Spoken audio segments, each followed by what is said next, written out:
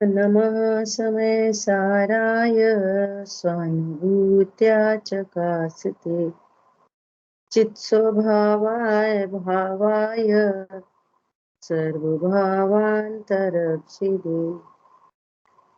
वन्दितु सवसिद्धे ध्रुवमचलमणोभमं गतिं पत्ते भोक्ष्यामि समय पाहुर मर्मो सुध केवली भरे समय सारजी ग्रंथाधिराज परिशिष्ट पर हम लोग स्वाध्याय कर रहे हैं। अमृतचंद आचार्य देव ने हमारा अनंत वैभव बताया, अनंत शक्ति, अनंत गुण, अनंत धर्म युगल, ज्ञान मात्र में अनंत शक्तियां उछलती हैं। ऐसा अमृतचंद आचार्य देव अनेकांत की सिद्धि करते हैं। यहाँ अपन शक्तियों की चर्चा कर रहे हैं। तो कल अपन स्वाध्याय कर रहे थे उत्पाद व ध्रुवत्व शक्ति। हालांकि स्वरूप आ गया था, फिर भी कि ये विश्व में जितनी भी वस्तु हैं, जितनी सब सारी ही वस्तुएं उत्पाद व द्रव्य सहित हैं। तत्वार सूत्र जी के 2-3 सूत्रों पर अपन ने थोड़ी सी चर्चा की। याद है किसी को भी 3 सूत्र क्या हैं? बताएगा कोई? बोलो। बिल्कुल बेसिक है, फंडामेंटल है, ये अपने को पता होना ही चाहिए। बोलो कौन बताएगा?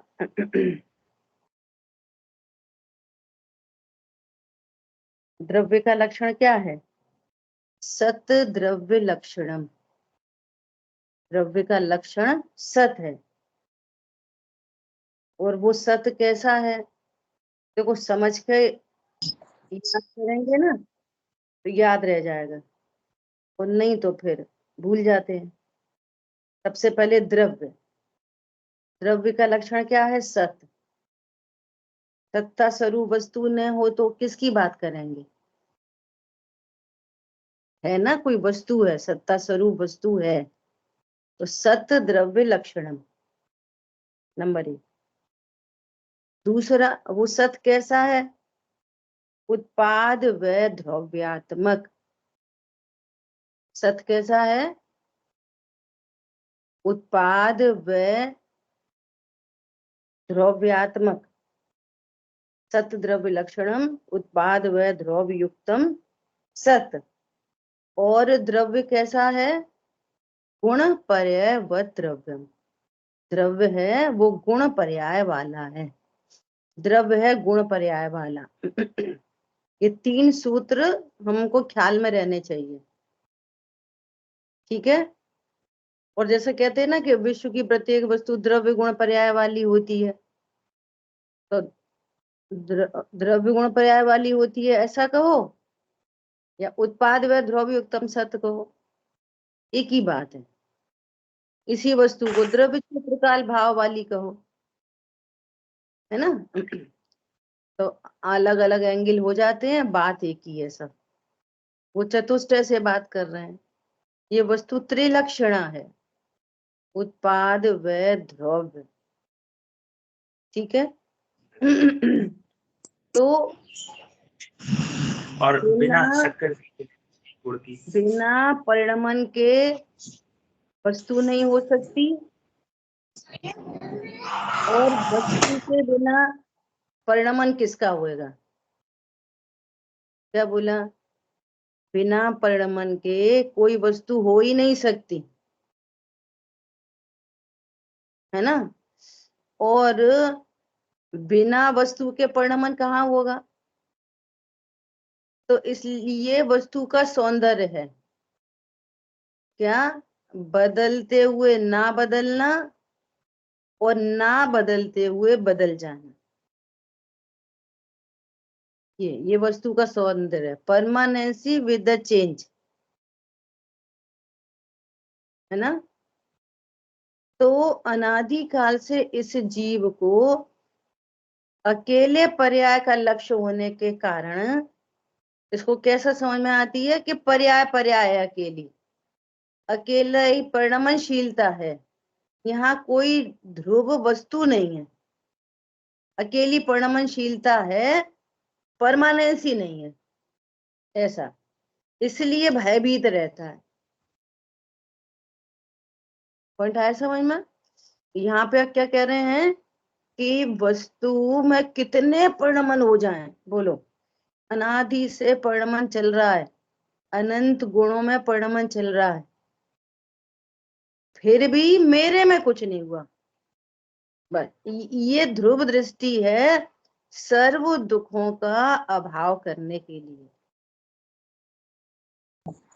जरा जरा सी बात में ऐसा लगता है ना, अरे मेरा सब चला गया, अरे मेरा सब बिगड़ गया। मतलब इतने दूर के संयोगों में भी यदि कुछ होता है तो कैसा लगता है, अब हमारा क्या होएगा। तो भैया तुम कौन हो। ये ध्रुव दृष्टि इतनी गहराई से समझने की बात है। हम खूब सुनते पढ़ते हैं, द्रव्य दृष्टि सो सम्यक दृष्टि, ध्रुव दृष्टि सो सम्यक दृष्टि, द्रव्य दृष्टि जिनेश्वर।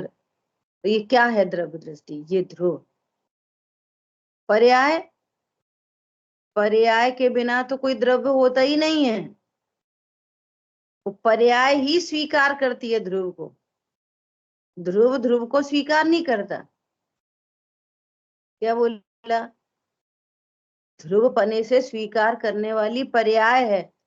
जिस पर्याय में पर्याय का पक्ष है, पर्याय का एकत्व है, वो दुखी है, और जिस पर्याय में ध्रुव से एकत्व होता है वो सुखी होती है, ऐसा। तो यहाँ कह रहे हैं कि संयोगों की बात तो बहुत दूर रहो,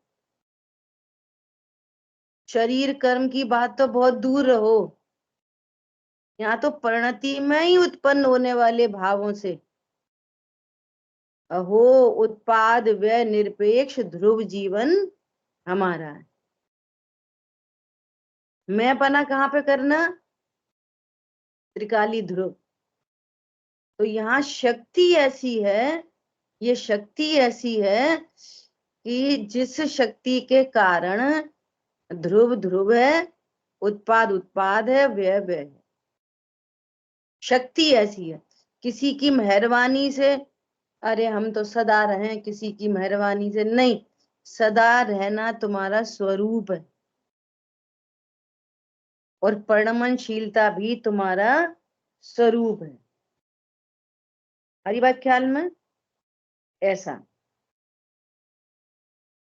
देखो मैं एक पैराग्राफ पढ़ के बता रही है आपको, अनुशीलन से। शेयरिंग हो सकती शांतनु अभी नहीं हो सकती है, चलो सुनो, गंभीरता से सुनो यह उत्पाद व ध्रुवत्व शक्ति एक प्रकार से अस्तित्व गुण का ही रूपांतर है। गुरुदेव श्री ऐसा कह रहे हैं, इसका अस्तित्व शक्ति का ही रूपांतर है। यहाँ शक्ति के प्रकरण में इसे स्थान देने का एकमात्र यही कारण है कि आचार्य देव यह स्पष्ट करना चाहते हैं कि नित्य कायम रहकर भी निरंतर बदलते रहना, और निरंतर बदलते रहकर भी नित्य कायम रहना आत्मा का सहज स्वभाव है। यह आत्मा का स्वभाव है, जैसा नित्य रहते हुए बदलना और बदलते हुए नित्य रहना, यह आत्मा का स्वभाव है, बाई नेचर।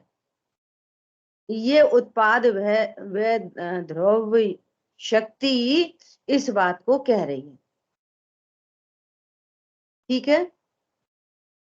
तो पूरा प्रैक्टिकल, जो कुछ भी प्रैक्टिकल अपन कहते हैं ना कि अपन ने स्टडी करी, अब प्रैक्टिकल अप्रोच क्या है, यही प्रैक्टिकल अप्रोच है। क्या कि परिणमन से घबराना नहीं। क्या बोला? किसी भी बाह्य परिणमन की बात तो दूर रहो, संयोग शरीर के परिणमन की बात है तो बहुत दूर रहो। बाह्य परिणमन से भी घबराना नहीं। क्यों? ध्रुव जीवन हमारा। दो द्रव्यों में भिन्नता, मैं उत्पाद व द्रव्य वाला हूं, तो दो द्रव्यों से भिन्नता, और फिर द्रव्य के अंदर अंदर भी पहले स्वीकार करना कि पूरी वस्तु उत्पाद व द्रव्य युक्तम सत है, ये स्वीकृति। और फिर उत्पाद व द्रव्य में भी उत्पाद व को गौड़ करके ध्रुव में मैंपना स्थापित करना। बस इतना संक्षिप्त सरल सुखदाई मार्ग है। देखो, कोई भी घटना घटित होती है और आप ऐसा विचार करो, नक्की करो, ऐसा विचार मात्र, अरे मैं तो जीव हूं सदा रहने वाला, गंभीरता से ये विचार करोगे ना, तो इतने विचार में शांति होगी। मैं तो ध्रुव हूं सदा रहने वाला, मेरे में कुछ हुआ ही नहीं, ध्रुव शक्ति है, किसी पर के कारण नहीं, किसी की सहायता से नहीं, मैं स्वयं ही ध्रुव रूप हूं। कल दो दृष्टांत दिए थे, हीरा कीचड़ में गिर गया, तो वहां दृष्टांत में तो पकड़ में आती है बात, ये सही बात है, हीरे का कुछ नहीं बिगड़ा कीचड़ में। अब यहाँ पे रखो कि ये अज्ञान मोह राग द्वेष की कीचड़ में मेरा क्या बिगड़ता है, तो मेरा क्या बिगड़ा? पूरा प्रथमान योग उदाहरण है, पूरा प्रथमान योग, पूरा ही। बोलो ऐसे कौन कौन से जीव हैं जिन्हें कैसी कैसी प्रतिकूलताओं में बोलो नार की सम्यक दृष्टि हो सकता है। पैरेलल चल रहे हैं लड़ाई लड़ाई के भाव, पैरेलल, लड़ने के, मारने के, काटने के भाव पैरेलल चल रहे हैं। जिस समय सम्यक दर्शन हुआ है ना, उस समय भी चल रहे थे। समझ में आ रही है बात? अब नास्ती तो बहुत की जाती है कि ऐसा नहीं करो, ऐसा करो, ऐसा करो, ऐसा नहीं करो, नास्ती तो बहुत है, लेकिन एक अस्थि की स्वीकृति। त्रिंश गति में सम्यक दर्शन होता, देवगति के जीवों को सम्यक दर्शन होता, मनुष्य गति के सब तरह के भील चांडाल आदि को सम्यक दर्शन होता। क्यों होता? ये शक्ति है, ध्रुव ध्रुव बना रहता है। क्या कहा?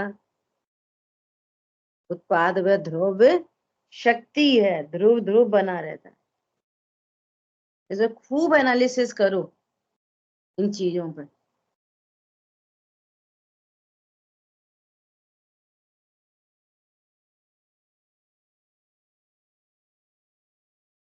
कल का कुछ एग्जाम्पल मिस हो रहा है। कल ऐसा सुमत जी भाईसा के प्रवचन में कुछ ऐसी बात आई कि आपने किसी वस्तु का नक्की कर लिया, समझो ये नक्की कर लिया कि ये सोना है, ये नक्की हो गया, ये सदा रहता है। एग्जाम्पल ये आते हैं, हीरा है सदा के लिए। अब बताओ कितने विकल्प आएंगे उसके बारे में? सदा के लिए है बस, निर्भर हो गए, निश्चिंत हो गए, ऐसा। ठीक है, अब देखो जो आगे की शक्ति आ रही है, परिणाम शक्ति, ये मतलब आचार्य भगवान इन 47 शक्तियों के द्वारा पूरा स्वभाव बताना चाह रहे। अब ये उत्पाद व द्रव्य है ना, जैसे अभी 3-4 शक्तियों का ग्रुप था, स्टार्टिंग में 3-4 शक्तियों का ग्रुप था, है ना, जीवत्व, चिति शक्ति, दृषि, ज्ञान, सर्वज्ञ, सर्वदर्शित्व, है ना, ये ऐसे एक दूसरे से लिंक्स चली आ रही हैं शक्तियां। जैसे अभी अपन ने देखा कौन कौन सी, अकार कारणत्व, कोई किसी का कार्य नहीं कारण नहीं, फिर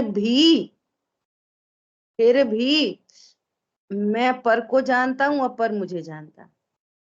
अकर्ता होने पर भी जानने को सिद्ध किया आचार्य देव ने। और वो जानना कैसा है कि त्यागोपादान शून्यत्व। जिसको जाना जाता है उसका ग्रहण त्याग नहीं होता आत्मा में, उसको ग्रहण नहीं करता, है ना। ऐसे ही ये जो उत्पाद व ध्रुव शक्ति है, अब दूसरी शक्ति आ रही है आगे, क्या आ रही है, परिणाम शक्ति। देखो इस शक्ति में क्या कह रहे हैं उत्पाद व ध्रुव का स्वरूप कहने के बाद अमृतचंद आचार्य देव वो उत्पाद व ध्रुव कैसा है ये परिणाम शक्ति बता रही है। क्या बता रही है, द्रव्य के स्वभाव भूत द्रव्य व्यय उत्पाद से आलिंगित, आलिंगित, द्रव्य के स्वभावभूत द्रव्य व्यय उत्पाद से आलिंगित, स्पर्शित, सदृश और विदृश जिसका रूप है, ऐसे एक अस्तित्व मात्रमयी परिणाम शक्ति। क्या समझ में आया? सबसे पहले लास्ट का अर्थ देखेंगे। जब उत्पाद व द्रव्य की बात आई तो आचार्य भगवान ये कह रहे हैं कि ये उत्पाद व द्रव्य कोई तीन अलग अलग नहीं समझ लेना, ये तीन अलग अलग हैं। कैसे हैं? एक अस्तित्व मात्रमयी, एक अस्तित्व मात्रमयी, इन सबका अस्तित्व एक ही है। जैसे उत्पाद व द्रव्य का स्वरूप बताने के लिए एग्जाम्पल कैसे दिए जाते, जैसे अपन कार का एग्जाम्पल देते कि सीट है वो स्थिर है और पहिए हैं वे उत्पाद व रूप है, तभी तो गाड़ी चलती है। दृष्टांत दिया जाता है ऐसा। तो दृष्टांत में सीट के प्रदेश अलग हैं, पहिया के प्रदेश अलग हैं दृष्टांत में। सिद्धांत में ऐसा नहीं, ये उसी प्रदेश पर द्रव्य, उसी प्रदेश पर उत्पाद, उसी प्रदेश पर व्यय, एक अस्तित्व मात्रमयी। ऐसा एग्जाम्पल देंगे चक्की का, क्या कि चक्की में एक तो है स्थिर पार्ट और एक है मूवेबल पार्ट, तभी तो आटा पिसता है। पॉइंट समझ में आ रहा है? परंतु चक्की का एक पार्ट के प्रदेश न्यारे और घूमने वाले के न्यारे अब ये अमूर्तिक वस्तु, अब आगे अमूर्तत्व शक्ति आ रही है। ये अमूर्तिक वस्तु को कैसे बताएं? अनंत धर्मात्मक वस्तु है ना, एक एक दृष्टांत उस एक एक भाव को बताने मात्र के लिए होता है बस, कि तुम ध्रुवता का स्वरूप समझो और उत्पाद व्यय का स्वरूप समझो। पर उसका अर्थ ये नहीं समझ लेना कि व्यय अलग है, उत्पाद अलग है और द्रव्य अलग है। ये एक सत्ता मात्र है। क्या बोला? जैसे सोना, सोना, सोने की अंगूठी, अब पहले समझो बिस्किट था तो बिस्किट बने का व्यय और अंगूठी का उत्पाद, है ना, और सोना। तो सोना और अंगूठी इनको अलग अलग देख सकते, अलग अलग है ये। कोई बोले कि ये तो अंगूठी है, सोना कहाँ है? तो एक अस्तित्वमयी, क्या बोला, एक अस्तित्वमयी। तो अंगूठी कैसी है? स्वर्णमयी। अब देखो वापस दृष्टांत में बात क्या आएगी कि बिस्किट का व्यय हो गया, अंगूठी का उत्पाद हो गया। अब अंगूठी अंगूठी अंगूठी अंगूठी चल रही है। यहाँ पर कैसा है? त्रिलक्षणा। वस्तु कैसी है? त्रिलक्षणा। हर समय की पर्याय में तीनों चीजें मिलेंगी। ऐसा नहीं मिलेगा क्या? एक समय में द्रव्य, द्रव्य और उत्पाद, और दूसरे समय में द्रव्य और व्यय। त्रिलक्षणा वस्तु होने से तीनों चीजें एक ही समय में है और एक अस्तित्वमयी है। ये काम है परिणाम शक्ति का। या परिणाम शक्ति का अर्थ परिणमन नहीं लेना। हम परिणाम का अर्थ परिणमन समझते हैं, पर्याय। वो अर्थ यहाँ पर नहीं है। यहाँ पर ये कह रहे हैं कि जो द्रव्य में तीन परिणाम है ना, द्रव्य, उत्पाद और व्यय, ये परिणाम शक्ति के कारण तीन हैं और तीन होने पर भी एक अस्तित्वमयी है, ऐसा यहाँ पर बता रहे हैं। ठीक है, अब दो शब्द आ रहे हैं। क्या दो शब्द आ रहे हैं? देखो वापस से। द्रव्य के स्वभावभूत, द्रव्य का स्वभाव ही है कैसा? द्रव्य, व्यय, उत्पाद। इनसे आलंगित, स्पर्शित, सदृश और विदृश जिसका स्वरूप है, किसका? ऐसे एक अस्तित्व मात्रमयी परिणाम शक्ति। परिणाम शक्ति का कैसा स्वरूप है? सदृश और विदृश। ये सदृश विदृश क्या होता है? कि परिणाम शक्ति के कारण द्रव्य और द्रव्य में रहने वाले गुण सब कैसे हैं? सदृश। ये सदा एक रूप रहते हैं। सदृश मतलब एक रूप रहना, एक रूप रहते हैं।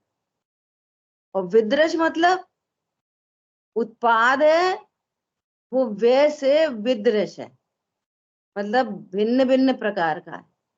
उनमें दोनों में समानता नहीं है। विदृश मतलब समान नहीं है। जो उत्पाद है वो व्यय नहीं है, जो व्यय है वो उत्पाद नहीं है। इन दोनों में विदृशपना है, समानता नहीं है। लेकिन अनंत गुणों में क्या है? समानता। वे सदा ही एक, समानता मतलब ऐसा नहीं कि वो ज्ञान श्रद्धा चारित्र का भेद नहीं है। ज्ञान श्रद्धा चारित्र का तो भेद है अनंत गुणों का, पर वे सदा एक रूप रहने से सदृश हैं। ठीक है। और पर्याय उत्पाद व्यय कैसा है? परस्पर विरोधी है। एक उत्पाद है, एक व्यय। इनमें क्या है? समानता नहीं है, इनमें विदृशपना है। वो उत्पाद व द्रव्य को भी आचार्य भगवान आगे बढ़ाते हुए परिणाम शक्ति से बात कर रहे हैं। समझ में आई बात? परिणाम शक्ति से आचार्य भगवान उत्पाद व द्रव्य का स्वरूप कह रहे हैं। और सुनो ध्यान से कि हमने द्रव्य को अपरिणामी भी सुना है।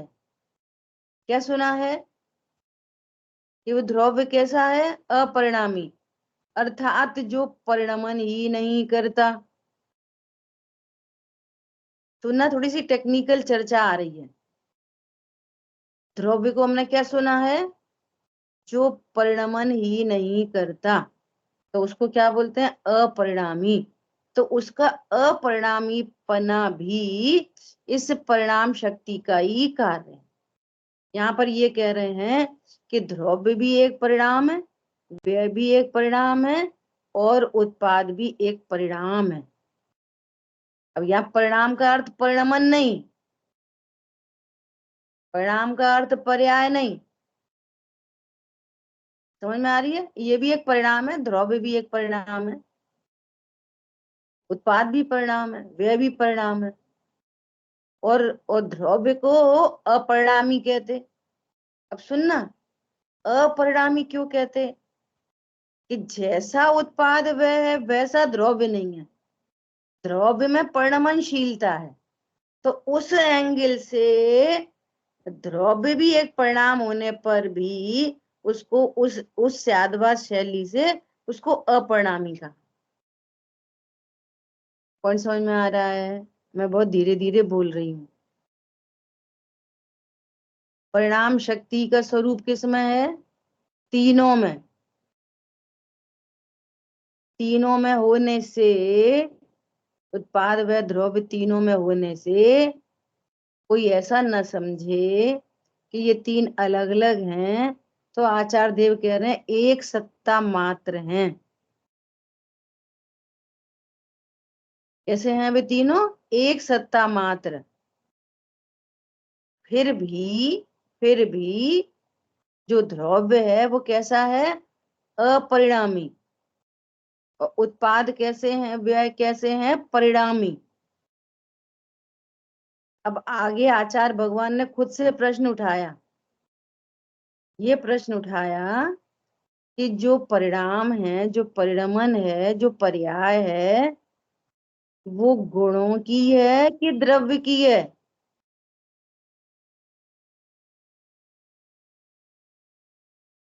पर्याय किसकी होती है?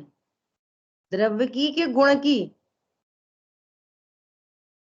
हाँ, ये परिणाम शक्ति का कैसे स्वरूप ओपन कर रहे हैं? बोलो, पर्याय किसकी होती है, गुणों की कि द्रव्य की?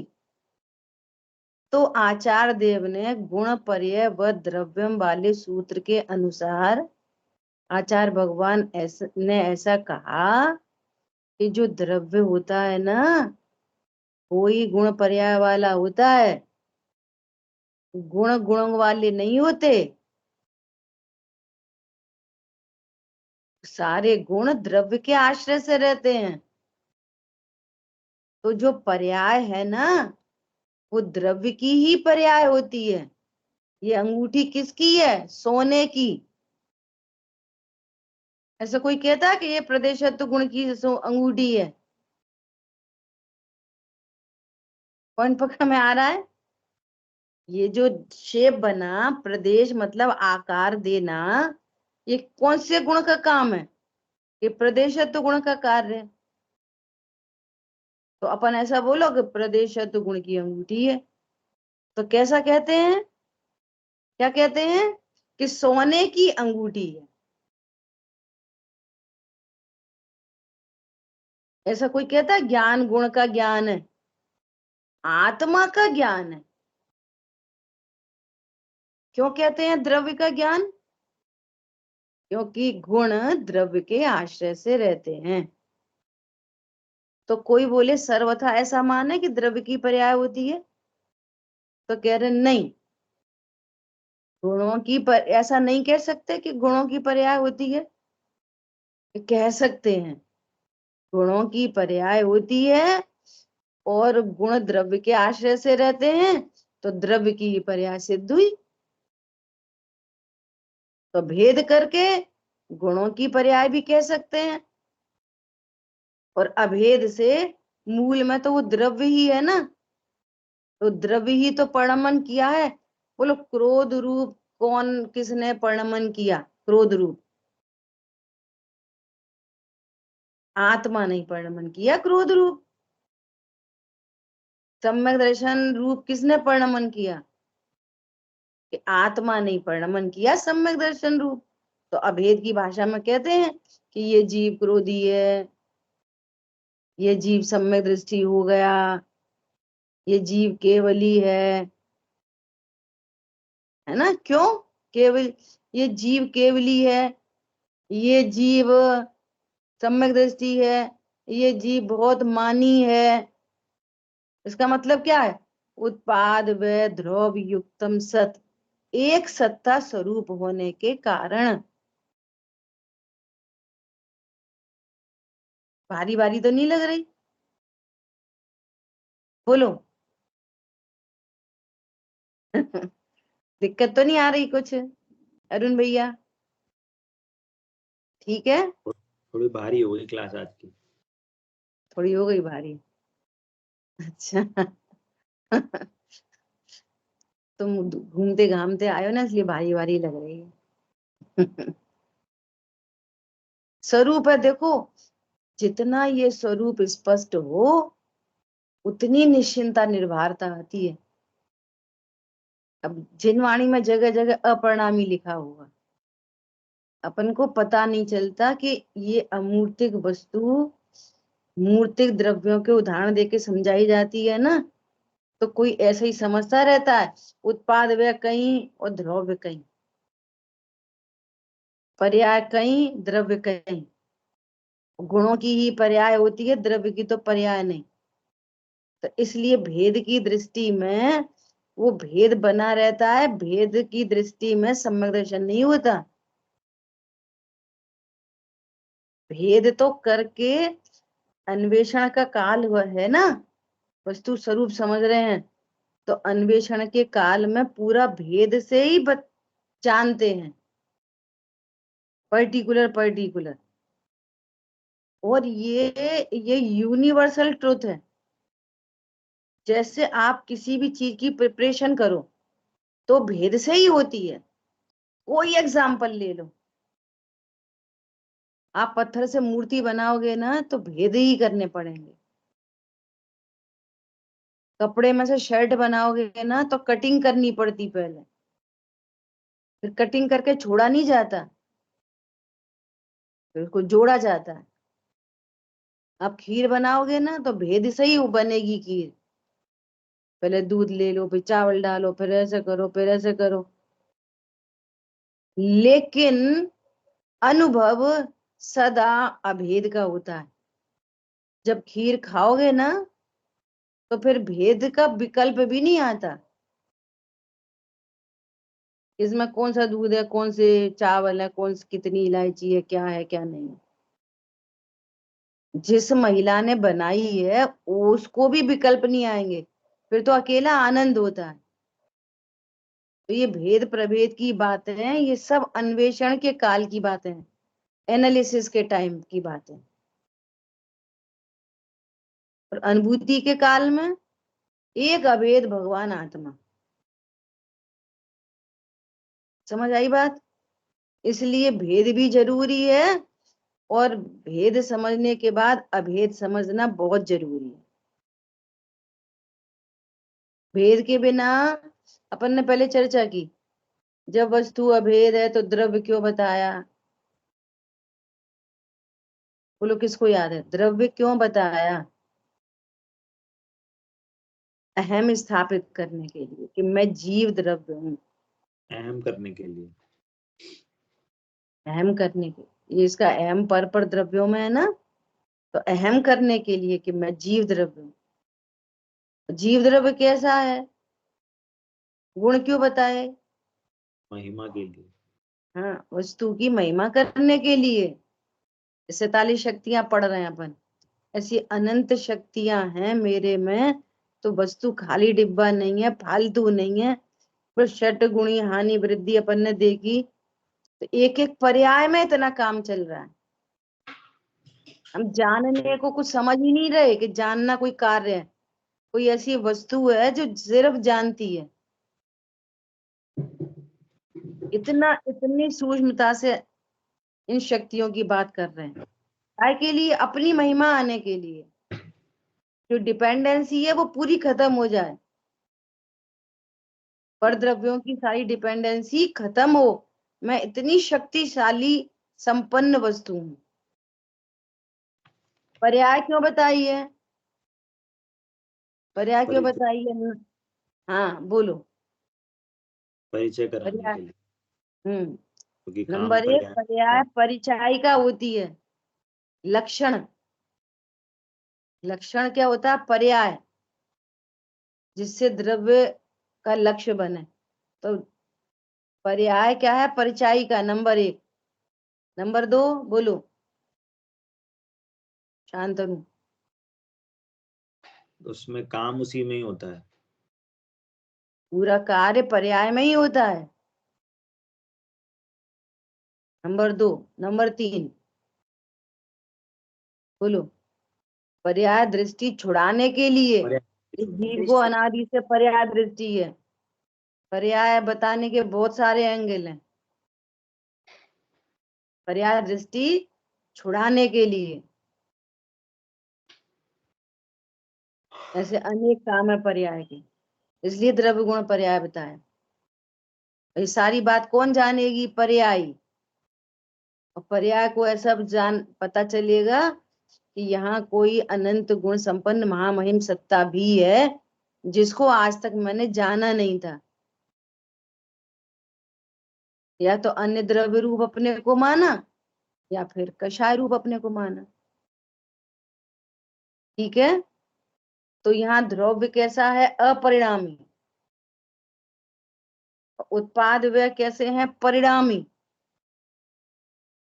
सुनना, द्रव्य कैसा है? अपरिणामी। किस शक्ति के कारण? इस परिणाम शक्ति के कारण। और द्रव्य को परिणाम भी कह सकते हैं। परिणाम कैसे कह सकते हैं? कि ये त्रिलक्षणा है ना वस्तु, तो जैसा व्यय एक परिणाम है, जैसा उत्पाद एक परिणाम है, ऐसे द्रव्य भी एक परिणाम है। अब उसी द्रव्य को हम क्या कह रहे? अपरिणामी। क्यों? कि तुम जैसे उत्पाद व परिणमनशील है, ऐसा द्रव्य को परिणमनशील नहीं जान ले तो उसको फिर क्या कहते हैं? अपरिणामी। और फिर कह रहे हैं क्या वो द्रव्य सर्वथा अपरिणामी है? तो कह रहे नहीं, एक नए से देखोगे तो सारी पर्याय द्रव्य की ही होती है। द्रव्य ही परिणमा है। कौन परिणमा है? द्रव्य ही क्रोध रूप परिणमा है। द्रव्य ही सम्यक दर्शन रूप परिणमा है। द्रव्य ही केवल ज्ञान रूप परिणमा है। सर्वथा की गुंजाइश नहीं है यहाँ पर। चादवाद शैली से वस्तु स्वरूप को भली प्रकार समझना। अब देखो बहुत इंपॉर्टेंट बात, प्रयोजन की सिद्धि, कि ये परिणाम शक्ति के कारण चूंकि उत्पाद व द्रव्य त्रिलक्षणा होने से एक द्रव्यमयी है ना, इसीलिए आपको सुख दुख का ज्ञान हो जाता है। एक द्रव्यमयी, इसलिए तो सुख दुख का ज्ञान हो जाता है। और एक द्रव्यमयी नहीं होती तो कहीं होता रहता, ज्ञान कहीं है, होए मत हो, तो सम्यक दर्शन का भी क्या फायदा हो निकलता? फिर केवल ज्ञान का भी क्या होता? एक द्रव्यमयी, एक द्रव्यमयी। और द्रव्य कहाँ है? वहीं जहाँ उत्पाद है, जहाँ ज्ञान है वहीं ज्ञायक है। इसलिए आत्मानुभूति भी हो सकती है क्योंकि एक द्रव्यमयी है। क्या कहा? दुनिया कह रही है कि पर का जानना तो हो रहा है, ध्रुव कहाँ है? ध्रुव कहाँ है? एक द्रव्यमयी। देखो, नहीं हम पर को तो जानते हैं, स्व को कैसे जाने? स्व को कैसे जाने? कहना भैया एक द्रव्यमयी है, जहाँ परिणमन है वहीं अपरिणामी है। क्षेत्र भेद नहीं देखो, क्षेत्र भेद नहीं है। भेद नहीं है तो फिर अलग अलग क्यों कह रहे? कि स्वरूप भेद है। स्वरूप भेद है उत्पाद व द्रव्य शक्ति के कारण, और प्रदेश भेद नहीं है परिणाम शक्ति के कारण। ठीक है, तीनों में क्या है? इसलिए यहाँ पर कह रहे हैं सदृश और विदृश। ऐसी क्या है? परिणाम शक्ति। देखो अपने बारे में जानकारी हो रही है, ये सब मैं कैसा हूं। क्या बोला?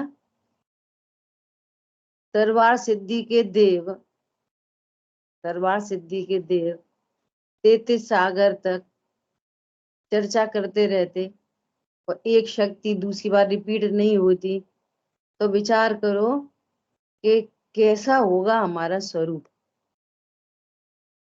जो वे इतनी चर्चा करते रहते और एक शक्ति दूसरी बार रिपीट नहीं होती। अपन को तो 47 शक्ति की का कोर्स मिला है, बस तुम इतना सा समझ लो तो सुखी हो जाओ। 43 शक्तियों का स्वरूप समझ लो तो मोटा मोटी अपने स्वरूप का पता चल जाएगा, क्योंकि छायाक्षमिक ज्ञान में इतना ही समझ लिए तो बहुत है। समझ आई बात? ऐसी ये है परिणाम शक्ति। देखो, तो वो तो थोड़ा सा अपन अनुशीलन से देखें। जिनके पास है पीडीएफ खोल सकते हैं अपनी अपनी, उसी मोबाइल में ही तो है ही है।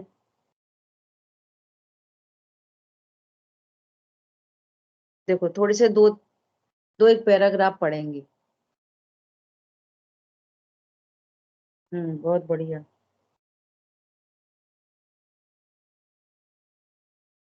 हाँ, थोड़ा सा जिसने भी शेयर किया, थोड़ा सा जूम कर दो इसको, बहुत छोटे छोटे अक्षर दिख रहे।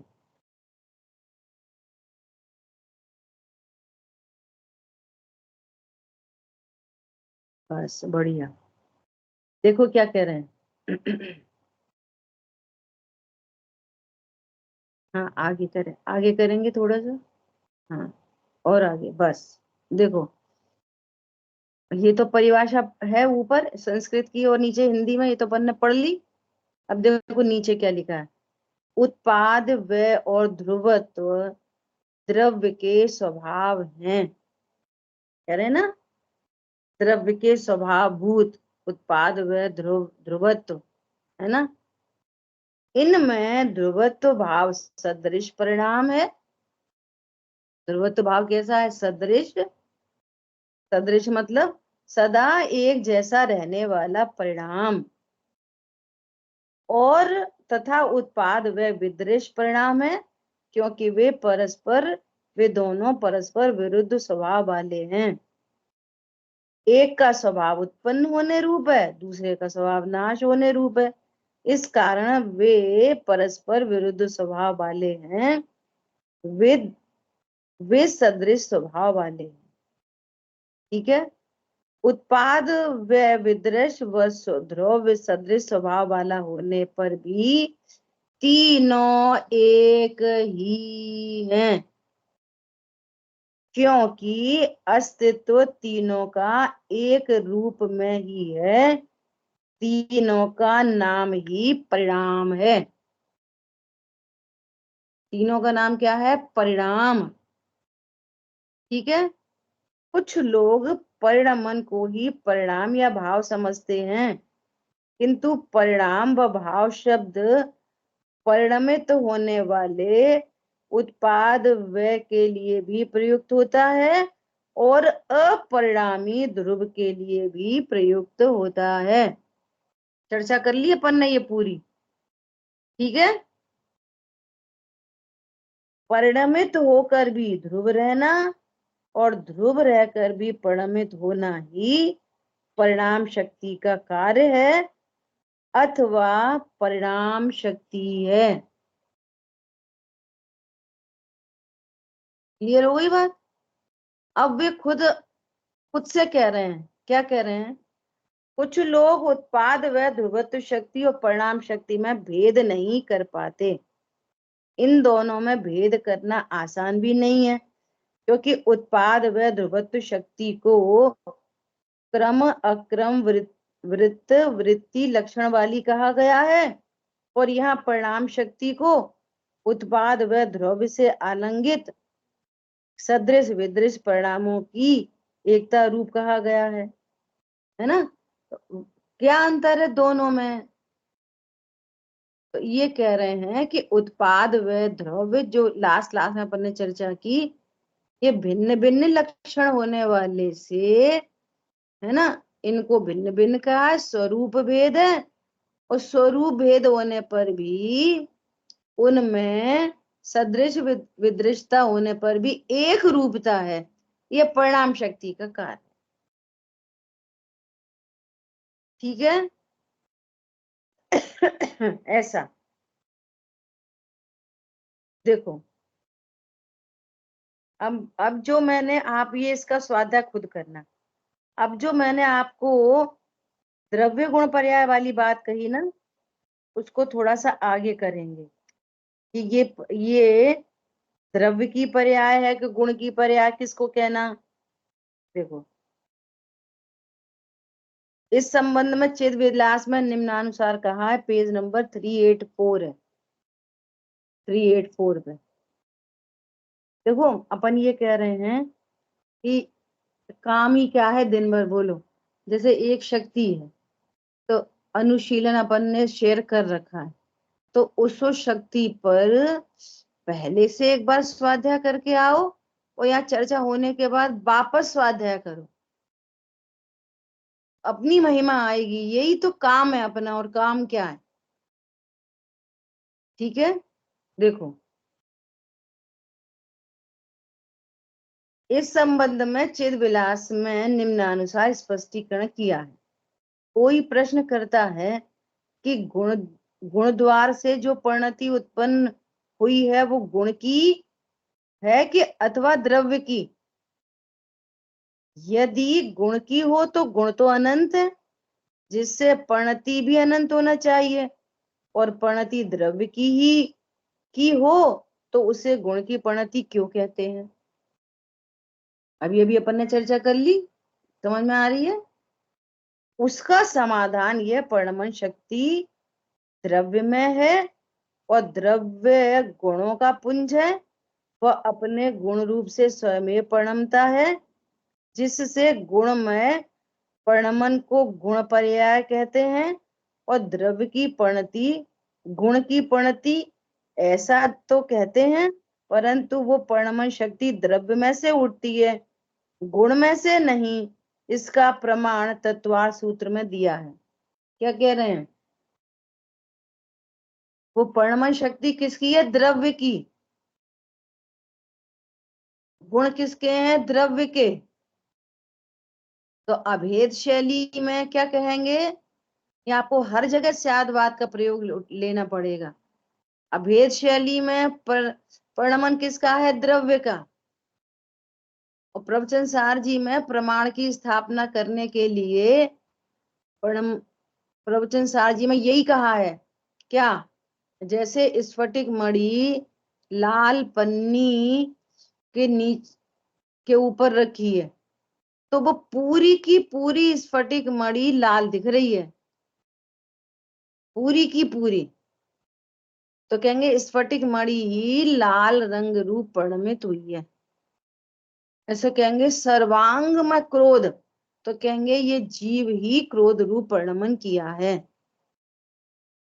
अब जीव के परिणमन करने पर कोई सर्वथा ही परिणमन कर ले कि ध्रुव ही परिणमित हो गया पूरा का पूरा, तो भाई भेद से वो कहना पड़ता है, क्या करें, कितनी मजबूरी है।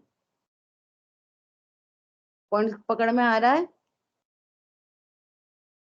तब भेद से बताया जाता है कि पर्याय परिणमनशील है और ध्रुव एक रूप है, तो वो सदृश रूप है। सदृश की बात भी कर रहे हैं, विदृश की भी बात कर रहे हैं, ऐसे समझना चाहिए। द्रव्य आश्रय निर्गुणा गुणा, द्रव्य के आश्रय से तो गुण रहते हैं, पर गुण के आश्रय से गुण नहीं। मैं जीवत्व शक्ति से नहीं जीता, जीवत्व शक्ति मेरे से जीती है। जीवत्व शक्ति का भेद क्यों बताया? अन्न की नास्ती करने के लिए। सुन, न तो तू आयु कर्म से जीता है, और न ऑक्सीजन से जीता, न 10 प्राणों से जीता, और न दवाई डॉक्टर से जीता।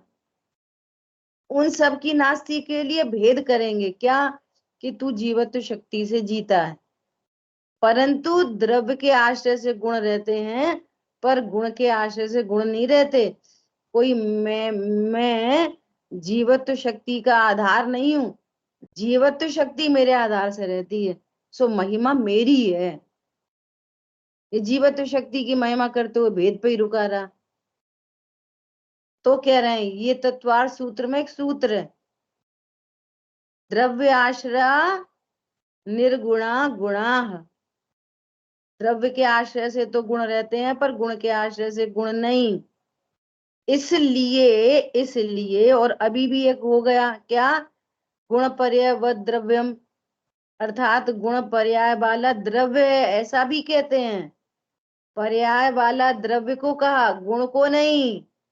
और पर्णमन शक्ति द्रव्य से है, द्रव्य गुण लक्षण से परिणमित होता है, जिससे क्रम अक्रम स्वभाव द्रव्य का कहा है। ठीक है, तो फिर आगे और प्रश्न है। आगे कह रहे हैं, तो ये बताओ हम गुणों की पर्याय कह सकते कि नहीं कह सकते? तो कह रहे कह सकते, कोई समस्या नहीं है।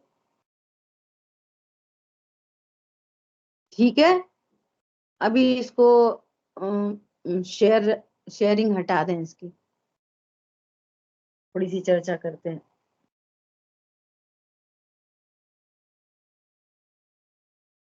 देखो, आगे बहुत अच्छी बात कह रहे हैं जब द्रव्य परिणमन करता है तो सभी गुणों का एक साथ परिणमन होता है, क्योंकि ये एक द्रव्य स्वभावमयी है।